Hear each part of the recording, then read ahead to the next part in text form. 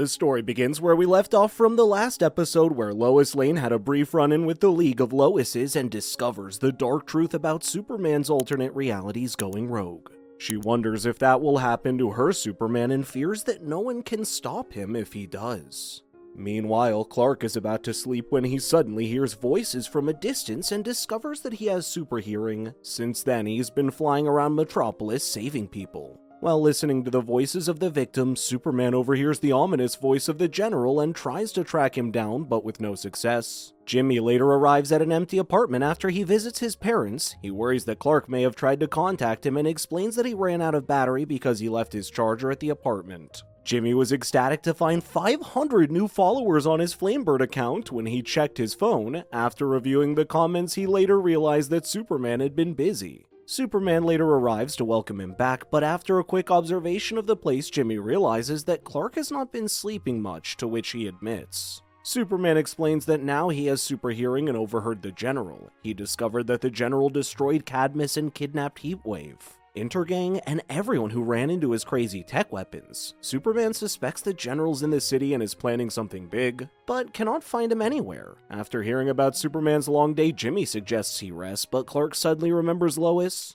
and quickly flies out to her. After seeing a million new followers, Jimmy tells Superman to continue what he's doing. Lois reports to work at the Daily Planet, still torn about the information she got from the League. When she opens the door, she finds petals all over the office from several bouquets. She suddenly gets a text from Clark, who is trying to surprise her for their 1-week anniversary. After seeing Clark's romantic and sweet side, she tries to convince herself that her Superman is unlike the ones from the alternate realities. Out of nowhere, Perry shows up and informs her that she will be assisting with a guest editorial writer. He keeps trying to calm her down, as he's sure she would freak out if she knew who the guest writer would be. When Lois finds out that it will be Vicky Vale, she immediately flips out. She explains how Vicky was famous for breaking the Queen Industries inheritance scandal and taking down the Falcons. Vicky quickly jumped into their conversation when Lois candidly mentions having a poster of Vicky in her bedroom.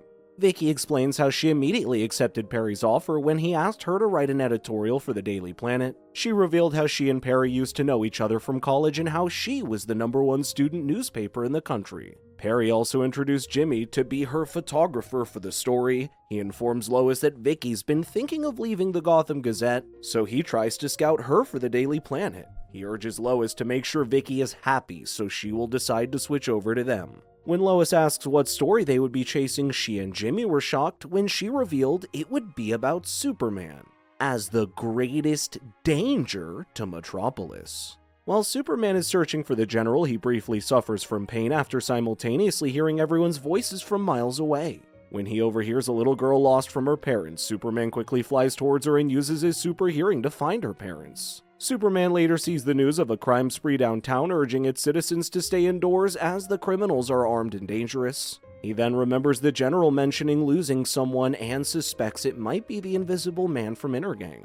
Vicky, Jimmy, and Lois quickly get into town to interview sources. Vicky claims that no one puts on a big show of being good unless they hide something. Lois speaks up and responds that Superman may have secrets, but his actions to help others are genuine. Vicky explains how she isn't convinced at how a superpowered being suddenly shows up and all he wants to do is pull cats out of trees. Hoping to derail Vicky's story, Lois speaks up and informs her that she should let them schedule the interviews for her. She claims that they are there to help her with her story because they know Metropolis and its people better than anyone. Their interviews began with Captain Immonen from the 5th Unit pilot, who retells how Superman saved his life when the engine stalled out. Since then, he has been forever grateful to Superman. Their following interview was with an old lady whom Superman helped carry her groceries. Next on their list is the self-proclaimed businesswoman Flip Johnson. Flip claims that she is the leader of the News Kid newspaper and describes how Superman saved her life on 2 accounts. Out of nowhere, Clark texted Jimmy and Lois and quickly pulled them into an alley. Superman believes the Invisible Man is running around Metropolis. He wants to find him as he suspects he's connected to the General. While Jimmy claims it's a simple task now that he has 2 million followers, Lois notices Superman is dozing off. She wonders if he's okay, to which he reassures her that he is. A report says an invisible force broke through the window at Morrison's pawn shop, which Jimmy suspects is Mist, the Invisible Man from Intergang. Superman quickly flies to the crime scene to catch him. Vicky later finds Jimmy and Lois in the alley and wonders what they're doing. When Lois asks if it's time for the following interview, Vicky claims she has it covered. The trio later find themselves at a Mazotech, where Vicky's last interview was with Alex, Dr. Ivo's assistant. Clearly, Alex still has angst over losing his job when Superman took down Dr. Ivo. Alex paints Superman as a dangerous criminal who destroyed the tower, bankrupted a Mazotech, and put thousands of workers out of work. Vicky claims that after seeing the level of destruction there, she's more convinced that Superman is dangerous, given that this is not something any human could ever achieve. She describes Superman as responsible for wiping out good American jobs and turning the city into a war zone. Jimmy finally speaks up for his friend and explains that Superman uses his powers to save people. Alex responds to his claim by asking him what happens when Superman decides that having superpowers means he doesn't have to follow the law anymore. If Superman wanted to hurt them, what else could they do about it, as they are powerless against him? Even Lois got to thinking, although she knows Clark/Superman would never turn to the dark side, she can't deny the video she got from the League. After all that, Vicky claims she has everything she needs to write her story. Lois tries to talk to her and explain that Alex is a biased source. Vicky points out how their previous interviews were also biased towards Superman. Lois asks her not to publish the story, but Vicky tells her that if she ever wants to be number one, she won't become one by writing fluff, and that she has to go directly for blood, something noteworthy and provocative. Meanwhile, Superman flies to where Mist was last spotted, and when he finally catches up to him, he struggles with the constant noise in his head and falls badly to the ground.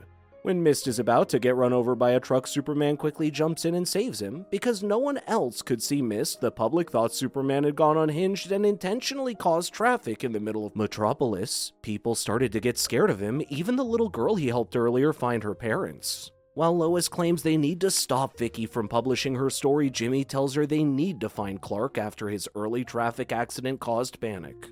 Lois and Jimmy call out to Superman on the roof of the Daily Planet. When he finally arrives, Jimmy wonders why he would run into a truck. Superman explains that Mist ran into traffic and almost got run over, so he had to stop the car and save his life. He worries that he would lose his lead to finding the General. Lois thought that would be for the best. She asks him what he intends to do after finding the General, or does he intend to fight the entire US military? Superman explains that the General has kidnapped people and it is up to him to stop him. Jimmy thinks he's burning himself out and worries about what the people say about him. When Superman goes through the comments, he realizes that the people start to fear him. He claims he will have to fix that, but for now, he has to find the General. Lois suggests he take a break from being Superman and try to be normal. Superman quickly flies out after hearing Lois thinks he's not normal too. Superman once again relies on his super hearing and focuses only on Mist. He finally finds and catches up to him, trying to explain that he just wanted to talk to him. Mist asks him to let him go as he needs to save his sister and his best friend. He explains that after Superman ruined their previous bank heist, someone took away Shaban and Albert. He managed to escape but followed them back to their base, where they took them to an underground facility with other prisoners. He overheard them saying they plan to move the prisoners to some new location today. He worries that he will never find them again if he doesn't break them out. Having said that, Superman quickly offers to help him break out Shaban and Albert. Superman and Mist finally arrive at the location, but the plane had just flown off. Mist claims they were too late, so Superman quickly flew to stop the aircraft.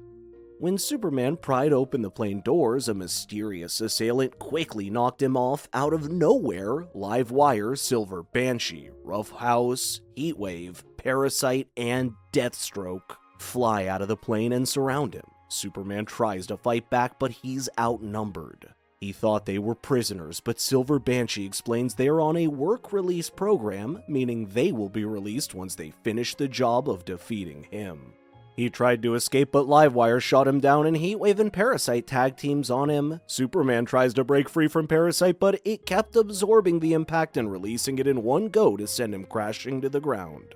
Lois and Jimmy return to the Daily Planet to stop Vicky from publishing the story, but they are a second too late. Jimmy realized that Vicky was just using the story to get promoted to becoming the new editor-in-chief of the Gotham Gazette. Lois worries that the article will hurt Clark when Jimmy suddenly receives an alert from his followers of a live stream of Superman battling with other superpowered humans at the park. Seeing Superman beat down and ganged up on, Lois and Jimmy quickly run to the scene to try and help their friend.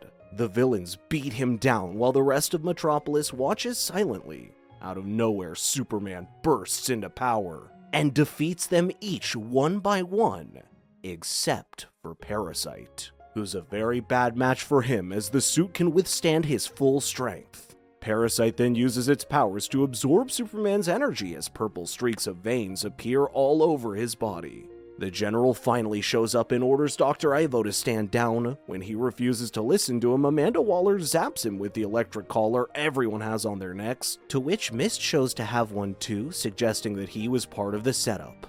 Although weakened, Superman asks the General why he's doing this to him, to which he explained that Superman is no hero, but the end of the world. Superman tries to convince him otherwise, but Livewire zaps him to knock him out. Lois and Jimmy finally arrive, but the villains have already loaded Superman into the plane and flew away. The end.